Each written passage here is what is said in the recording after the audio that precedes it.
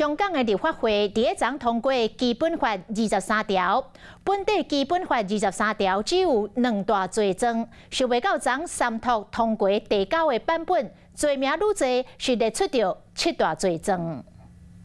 香港立法会将通过《基本法》23条，以89票赞成、0票反对，通过按下真侪年的《香港基本法》23条。香港特首李家超宣布，《基本法》23条会伫咧3月23正式生效。其实，香港《基本法》23条原本定的目的是影响1997年香港主權移交了後的狀況。基本法23條最初起草時，只有禁止導致國家分裂同顛覆中央人民政府嘅活動。 到第9稿先至成為現時嘅條文。唔過，就為香港反中嘅社會運動不斷，包括2002年到2003年香港基本法23條立法之初，香港標700萬大遊行，提出當時特首董建華推動來基本法23條。2014年雨傘運動，和2019年香港標反送中運動，和北京當局愈想要控制香港。 中國年代喺2020年通過香港立法會通過香港國安法，不過港版國安法嘛敢若4種罪。如今2024年香港基本法23條閣再定下去，二讀敢若用7點鐘辯論就進入到3讀，上尾定出7種罪，若加過大罪，並且各項罪名上單位終身監禁到10年以上，有期徒刑不停。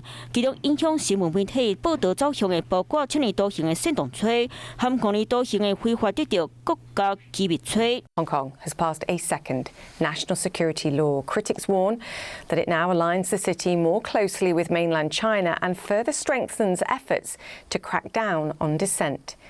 On the streets of Hong Kong, we ask a simple question. Do you support or not support Article 23? I have no idea. No idea. 記者用引起，或者是廣東話提問，受訪民眾大部分都是繼續回答，或者是未起來。香港一個所在頒發兩部國安相關法律，讓大家感覺是有夠奇怪。People want to look forward to a safe and a peaceful and free future.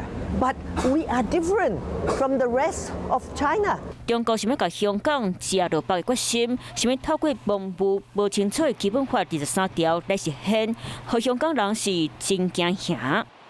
Hello， 我是雷亞，想要搶先掌握最及時的新聞資訊嗎？趕快訂閱、按讚、開啟小鈴鐺，鎖定華視新聞 YouTube 頻道。